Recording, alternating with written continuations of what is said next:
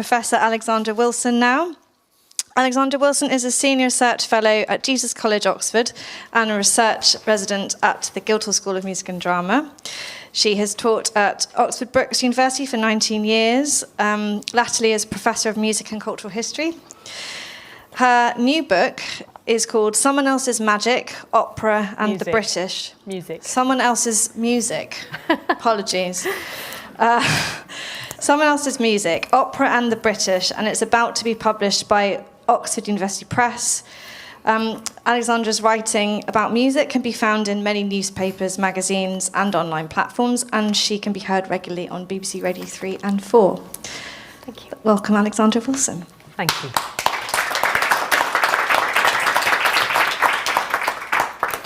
I'm very grateful to Barbara for inviting me today. Focusing on today's theme of building opera communities, I thought I would keep things local. So I'm going to talk to you about various strategies that were used in the past to build audiences by ENO's predecessors, the Old Vic and Sadler's Wells, as well as the early ENO itself. And everything that follows does come from the book, Someone Else's Music, that you've just heard about. It's a book that traces British attitudes towards opera over the last century, recounting a rich, forgotten history of popular opera going. A century ago, there was no perception here that opera was elitist in the modern sense. Yes, opera was regarded as foreign and often mocked as rather silly or rather strange, but the audience for opera was large and diverse. In the late Victorian and early Edwardian eras, touring companies had transformed opera from a form of entertainment primarily for a London-based elite into a form of popular entertainment that travelled around the country. By the interwar period, opera sat within the middle-brow entertainment ecology. People were happy to go to an opera one night, a film the next, and perhaps to watch dog racing the night after that. Opera was regularly front-page news, and everybody had a good laugh when they read about the latest antics of whichever international diva was in town. Opera was fun, and opera was fashionable. And once given a taste of it, people wanted more, people of all classes.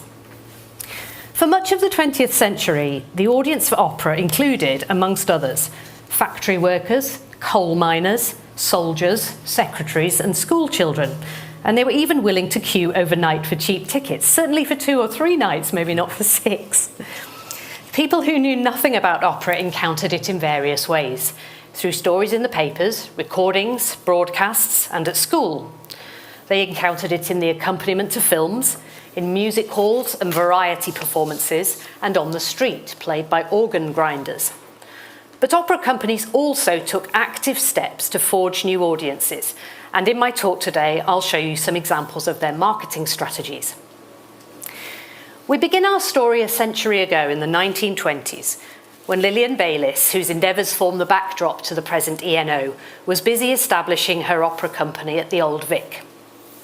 Bayliss's aunt, Emma Cons, had established a reputable, respectable, alcohol-free music hall at the Victoria Theatre in Southwark in the late 19th century, with the aim of diverting locals from a life of drink, violence and vice.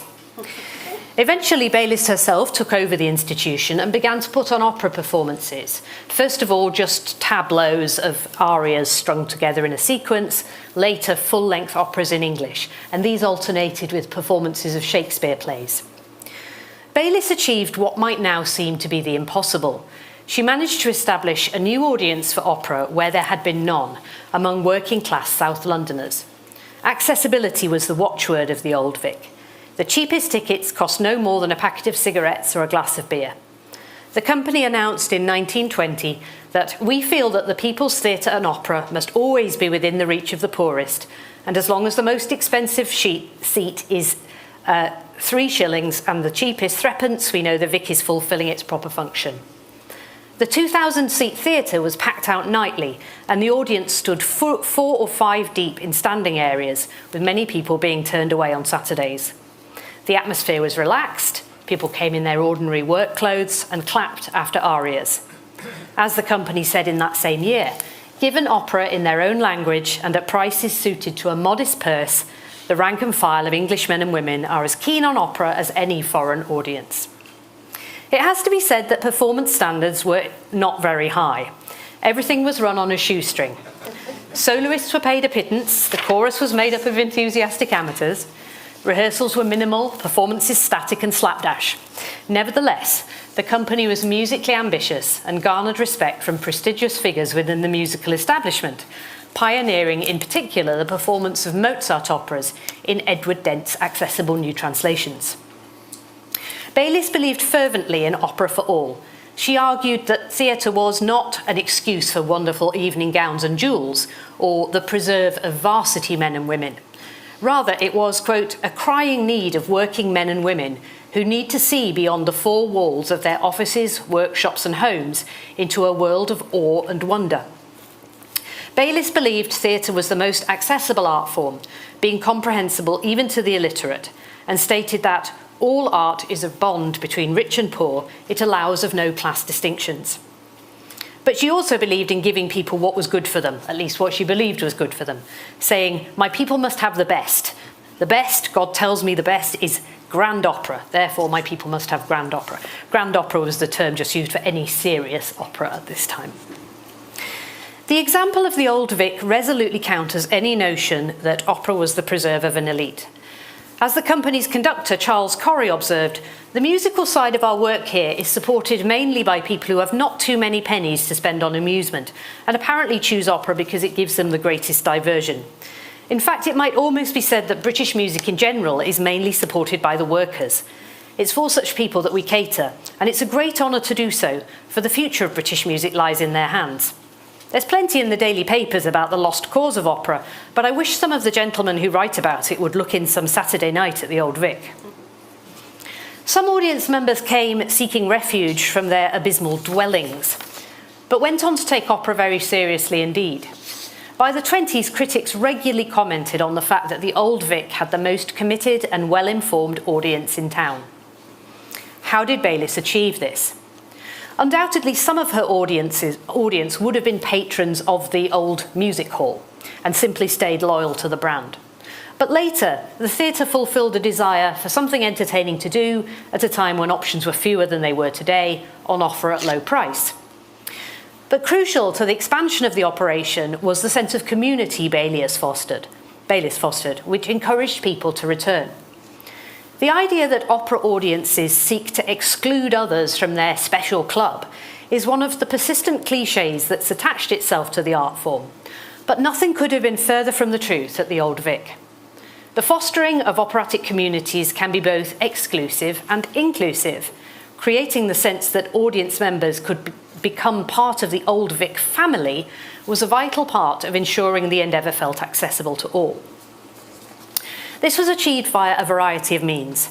First, the company petitioned the audience on which works it wanted to hear. Thus, the audience helped shape the programme and felt it owned a stake in the company. This cooperative approach was also taken by the various touring companies that operated in this period. Second, audiences were invited to pay a small subscription to join the Old Vic Circle and take part in social events with singers, managers and other enthusiasts. Most notable was the cutting of the 12th night cake, an annual celebration that took place on stage, featuring music making, storytelling, and a grand parade to Verdi's triumphal march from Aida by cast and audience members around the theatre. I'm imagining a sort of conga. This custom would survive for decades, and as time went on, the Old Vic Circle would organise many fancy dress parties, parties for children, and social events for the elderly. The Old Vic magazine, circulation 3,000 copies a month by 1926, helped to foster the feeling of a family organisation by publishing birth, marriage and death notices for company personnel. It also published regular articles in which singers chatted about their passion for football or talked about the trades they would have entered had they not been discovered as singers. The fact that the Old Vic was organised on repertory lines, using a regular troupe of unstarry singers whom listeners saw as friends, was a crucial factor in fostering a loyal local audience. In 1931, Baylis decided to replicate the model. It's frozen up. It's gone to sleep. Just try this.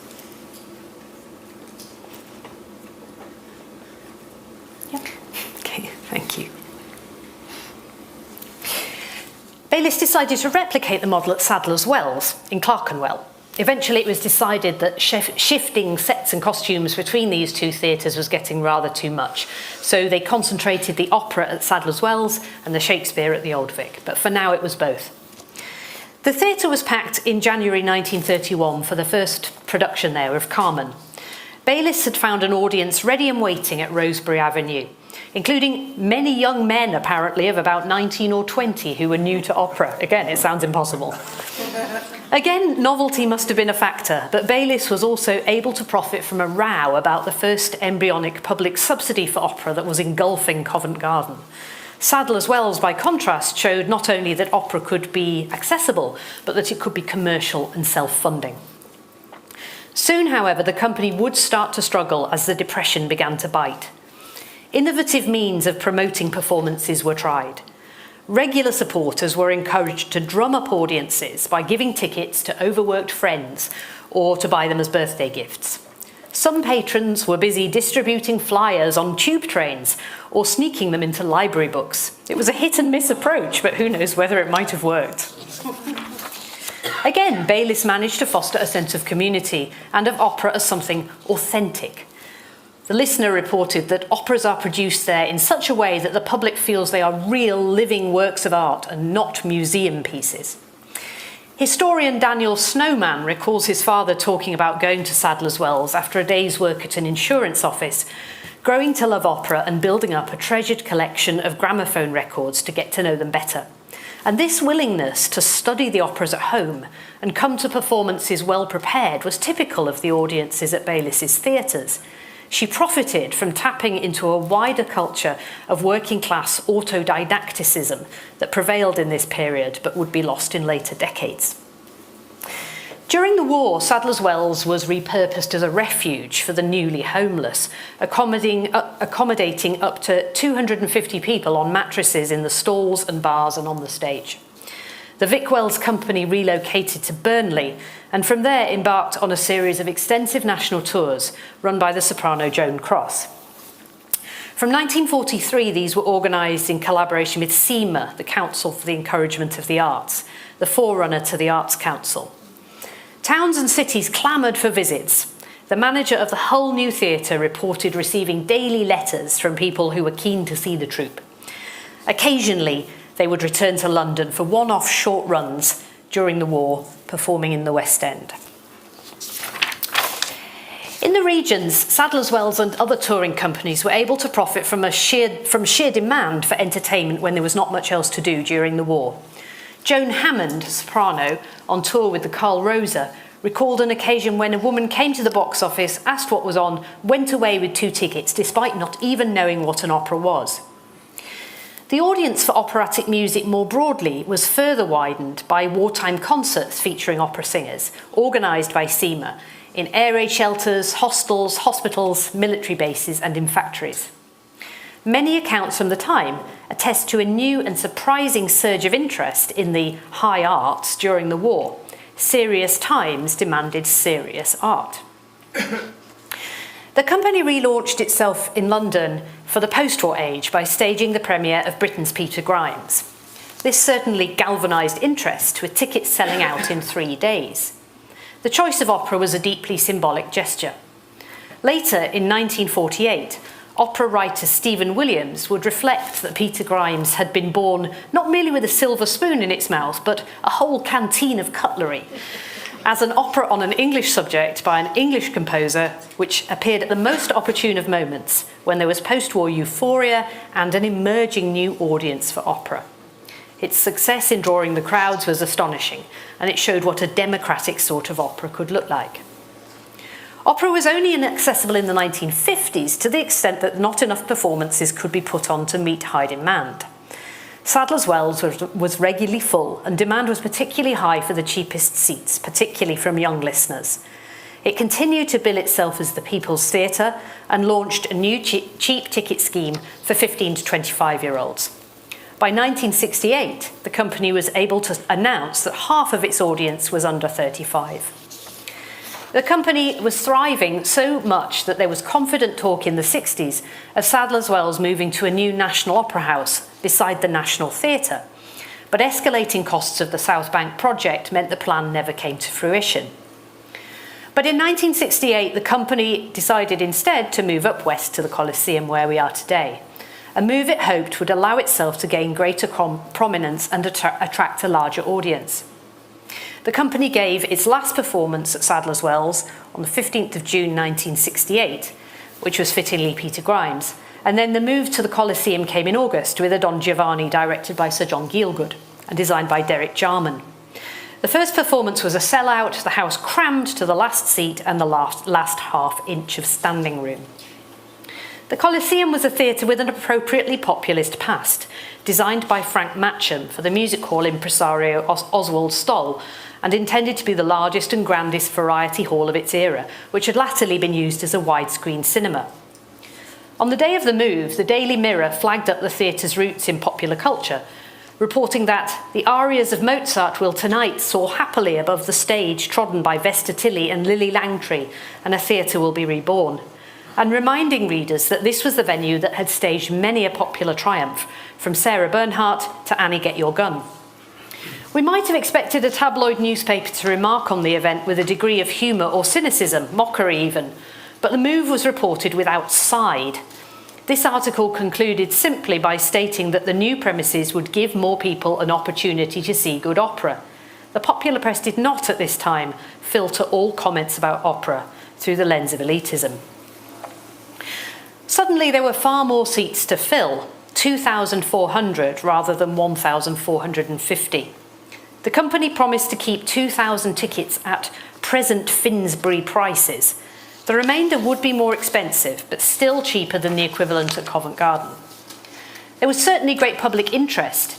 £45,000 was taken in advance bookings, and by April 1969, the company was reporting an increase in attendance of almost 50% compared with the last season at Sadler's Wells. The company also hoped to attract new types of people to the opera. Relocating had the disadvantage of moving away from that loyal local audience. But in a more prominent situation, the theatre would be able to attract curious passers-by and tourists, including people who might usually go to see musicals. The managing director, Stephen Arlen, wanted to make the Coliseum the theatre in which newcomers to opera learn about the medium. Most importantly, his aim was to, quote, bring home to a carpenter or a motor mechanic that opera is not some strange minority rite, but a play with music, and good tuneful music too, and to attract a public that's never seen opera before, people who have thought of opera as snob art. In its new setting then, Sadler's Wells was returning to first principles, reviving the aspirations of Baylis, but now in the West End. Going to ENO, as it was called from 1974, remained cheap and accessible in the 1970s. Though the company sometimes had to increase ticket prices, it was at pains to stress its desire to keep them as low as possible. There were various discount schemes, 30% off in the balcony for regulars, group reductions for parties of children, and deals where a good seat could be combined at reasonable price with dinner at a restaurant or rail travel. As Opera magazine reported in 1945, let it never be forgotten that you can get into the gallery at the Coliseum for less than it costs at any cinema within a mile radius, a luxury Londoners should beware of taking for granted. And as at the Old Vic half a century earlier, ENO supplemented its performances with a range of activities to make audiences feel more involved. From the early 70s, audiences could attend lunchtime at the Coliseum events, featuring a talk by a notable figure from the opera world with a light lunch. By the end of the decade, there was a more formalised Opera in Depth programme run by the University of London Extramural Studies Department.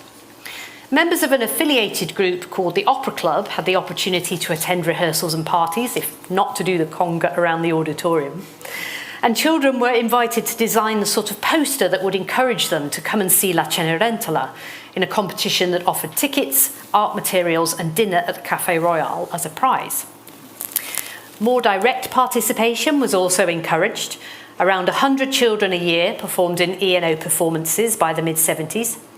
And ENO Workshop Opera was a scheme where people, adults as well, around the country could take part in specially devised new works, accompanied by tape recorder and synthesizer.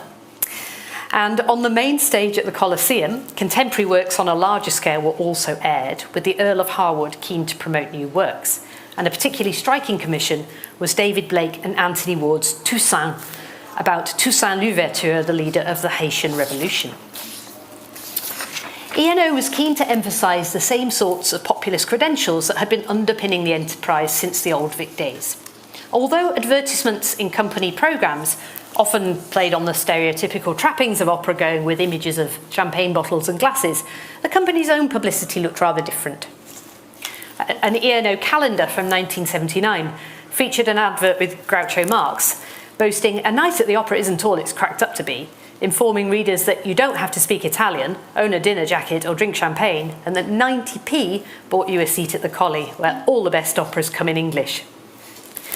Meanwhile, a booklet published in 1980, reflecting on the first few years of ENO, wrote of an audience made up of both a regular core, intimately familiar with the company's work and eager to applaud its favourite singers, and a more casual crowd, attracted by the theatre's accessibility and to the company by consistent standards of good entertainment.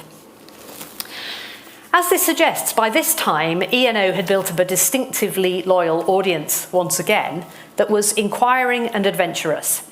Unusual operas put on here in the late 1970s included Ginastera's Bomazzo, which did well at the box office, and Smetana's Dalibor, which did not.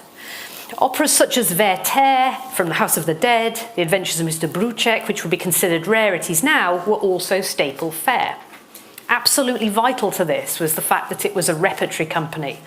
Audience members came back repeatedly because they felt an affection for a particular group of performers. And having hooked listeners in by that means, the company had the freedom to experiment artistically because audiences were willing to give new things a go. Between 1986 and 1990, audiences for opera here in the UK increased more than for any other art form, with a particularly dramatic rise in interest among the young. ENO's managing director, Peter Jonas, stated that opera has never known such demand.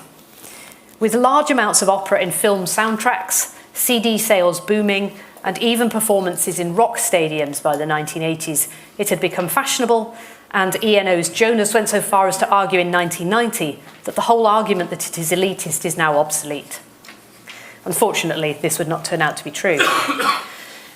The elitism stereotype, a fashionable idea that began to circle in the 1980s and that was perpetuated incessantly by a lazy media across the coming decades, meant that all opera companies would struggle in the years to come, having to fight their way over the artificial hurdles of negative perception.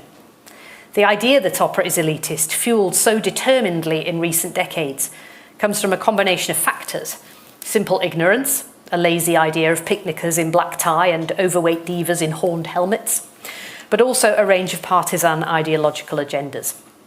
I don't have time to discuss these here, though I examine them at great length in my forthcoming book, but for now we can say at least that the elitism stereotype is destructive rather than constructive. It closes doors and it closes minds, and it is intimately linked to the challenges ENO faces today, including with funding. The circumstances in which ENO and all other opera companies in the UK have to attract audiences in the 21st century, indeed fight for their survival, are completely changed from the examples I've been discussing today. Nevertheless, perhaps there are a few useful strategies from the past that might be worth resurrecting. Thank you.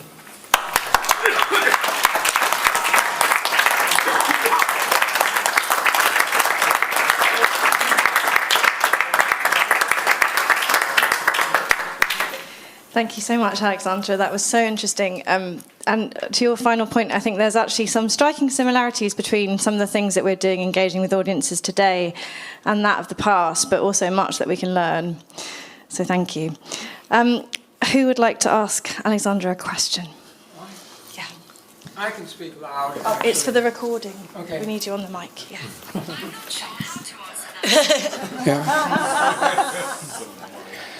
Yeah, I've been around this planet for many, many years, and it's very interesting watching the evolution of the voice that's accepted by the average person. growing up, the operatic voice was the norm. I mean, you know, in the movies, you had Lawrence Melchior singing. Deanna Durbin had that voice. And my God, Jeanette MacDonald took over in the 30s and early 40s. And she sang opera, like in San Francisco. She sings San Francisco, and she was singing Faust. And this was normal. And absolutely normal. And in fact, in the 50s, the battle between Tebaldi and Callas was something people talked about. Opera was something that people talked about and enjoyed.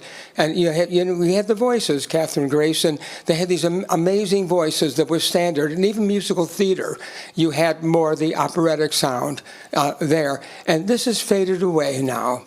And this is, I find this is not, that voice is not as accepted as it once was. I mean, you go to musical theater today, and you hear the voices that are not like what you heard, you know, in the 1950s or 60s, even the Ethel Merman kind of voice, which was not operatic, but was the major voice there. And it seems to, the whole, you know, sociology, I mean, of all this has seemed to change in terms of what young people like.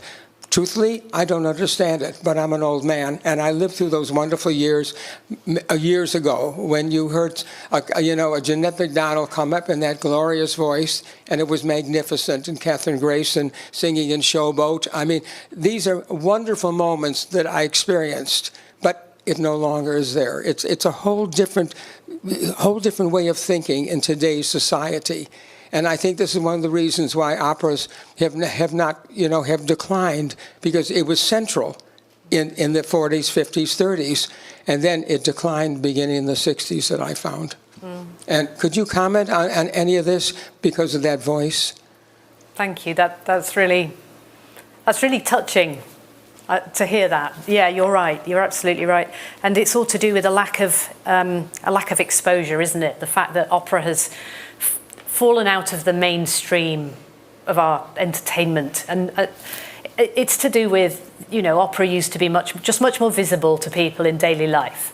I mean, you still find opera in popular culture in various ways, in film and television references, plenty of references to opera, but it doesn't have the prominence it used to have. I mean, there was a lot more of it on the television. Astonishing amounts of opera on television in the 70s, particularly, though going on into the 80s. I mean, I begin my chapter of my book about the 1970s by talking about how ITV wanted to put Verdi's Macbeth on Christmas night.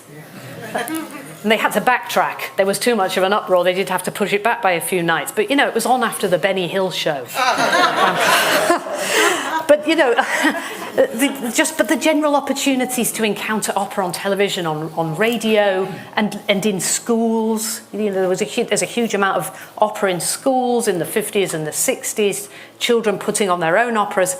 Of course, all that's gone. And so, yes, I suppose over the years, that voice has come to be seen as something strange, something rarefied, rather than something that you would hear on a more everyday basis. Yes. Sorry, I'll just get past you. Thank you. Hi, can you go into a bit more detail about what you think the causes might have been for suddenly having a lazy media and the whole narrative around what opera was in society changing so dramatically and so quickly? Well, I mean, it's a very, very complicated story unpicking why, when and how opera came to be seen as elitist. And I do look at this over the course of a whole century, and there are many, many different strands to it. There are arguments about money, about who goes to the opera, about all sorts of different aspects to it, about opera houses and many different facets to that, and whether opera is something intellectual, etc. But really the elitism stereotype starts to get going in earnest in the sense that we would recognise it now from the 1980s. The term elitism is only a term that starts to be used at all in the late 70s. You won't find it in a dictionary before then. Elite before then is entirely a positive term. And there was a period when elitism was used positively as well. So for a company to be elitist is a good thing because that means a high standard. But as time goes on, that word becomes entirely pejorative.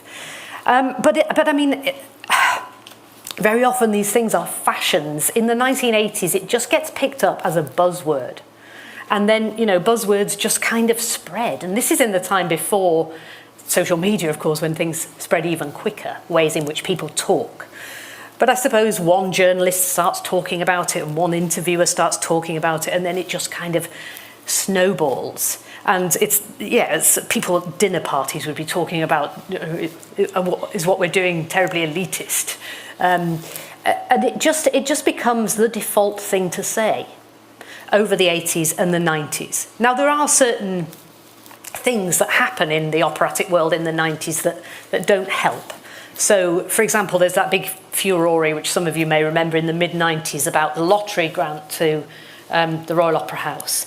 And also they did a fly-on-the-wall documentary called The House, which was a terrible piece of PR that went wrong.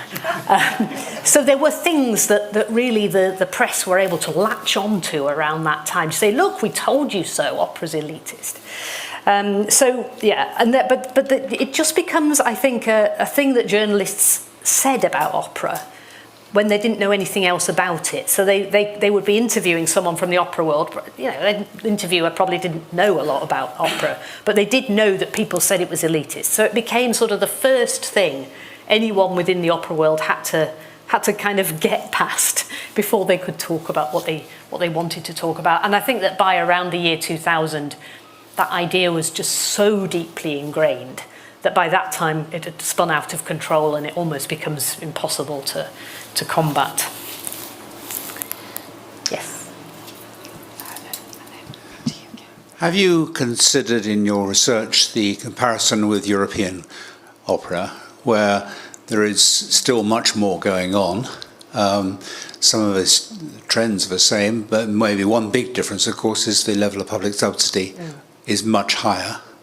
So is that a contributor to this decline, and therefore probably just a question of timing, as that probably will decline? Or are there other factors, cultural factors to do with education at school, etc.? There's a lot there. I'll do what best I can.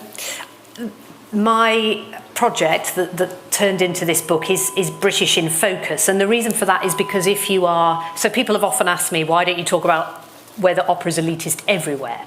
That's because if you're going to look at an issue over a long period of time, if you're going to stretch the focus chronologically, if you also stretch it geographically, it becomes too diffuse. And also, I feel that every country has its own distinct cultural history of opera, and you couldn't generalise about that. And I think one of the problems that we have now is that attitudes towards there's a new strand playing into the opera elitism stereotype that's coming from the USA. The USA has had a very different relationship with opera, and their terms of reference around opera are not the same, and yet suddenly the American views of opera being elitist are playing into what's being said here. So that's problematic. Here and there I touch on comparisons with Europe. Obviously, generally speaking, it's a sort of friendlier environment for opera, although I'm sure that's a gross generalisation. As for funding, yes, I mean, in the States, there's public subsidy is not the model of funding opera. It's more benevolent giving and so on. And the idea that opera is elitist there is very pronounced, not the same as here, but probably worse. In Europe, there's been much more public subsidy for opera, and the hostility to opera is less. And yet, one of the things I talk about in this great long journey through the history of opera in this country is that when the Labour government at the beginning of the 1930s tried to introduce subsidy for opera, there was a public outcry, and the papers latched onto this, and you saw the beginnings of the elitism stereotype popping up with really snide comments about who's this for, this is for a tiny number of posh people, which was wrong, which wasn't how things were, but that stereotype was sort of being fueled by mischievous journalists at that time. And yet when opera was properly subsidised after World War II, at that particular moment, there was a great warmth of feeling for the idea of operatic subsidy and subsidy for the arts in general. So I think it just depended on the particular historic moment, because obviously the beginning of the 1930s is the height of the Depression. That was a terrible time to try to launch the first, not only the first operatic subsidy, but the first subsidy for any art form in this country. So these questions of money and subsidy do play into this. Oh, yes. Following on from what this gentleman was just saying, there are two things I'd like to say. I was a professional opera singer for many, many years, and it was in the 80s and the 90s and the zeros, and I always felt it was very elitist. For example, here in this country, if somebody asked me, what do you do for a living? I said, well, I'm an opera singer, and I was hit with a total silence. And they said, yeah, but what do you do for a living? Whereas you would understand this when I was in Italy, people would ask me and I'd say, io canto la lirica. I sing opera. And they would go, oh, ma sei un artista, you're an artist. And they loved it. And it is a culture here that I feel is still terribly strong. And it's still going on. I mean, I was in Maui for various reasons. My sister lives there. This Christmas, and people said to me, "What do you like?" I said, "Oh, opera," and they thought I was talking about Oprah Winfrey. It didn't occur to them that there was anything else. And when I said, "No, opera," and it was like blank. You could see there was a total blank going on. So this is just a comment of what this gentleman was saying. The other thing I actually wanted to say was I really do strongly feel that a reason that people are not coming to opera is that everything is put into a musical now. And the musicals are easy listening, and it doesn't matter what story it is, it's better as a play, but they still plonk it into a musical, which is normally sung by terrible singers, sorry, but it is, and they've all got microphones, so they don't need to know how to sing, and it's not necessarily particularly good music, but there you are, that's what people want to go to, and this is still elitist, and we still hit that, and I'm sure the ENO know perfectly well that here the things that have done terribly well are when they've put musicals on. So this is the sad thing, I think. Have I got time to say anything, or do we need to move? Thank you. The point about people looking at you blank faces, I mean, although I'm showing this kind of rich history of popular democratic opera going, of course, there's still, that's kind of clashing with the ongoing idea that opera is foreign and un-British, which goes back to the beginnings of opera arriving in this country in the 18th century and still persists today. And there are plenty, I mean, just countless people saying opera is it's a hothouse plant in this country. It's a kind of foreign flower, like an orchid that's got to be carefully tended. It doesn't belong here. It's not native to this country. All this is ongoing, or all kinds of funny metaphors around opera. So yes, there's always going to be, British Philistinism as part of this. Yeah. As for musicals, I mean, opera's had to fight against film and musicals for a long time, competing for attention. But I'm not really sure what the answer to that is. Thank you so much for your questions, and thanks again, Alexandra. It was a brilliant talk.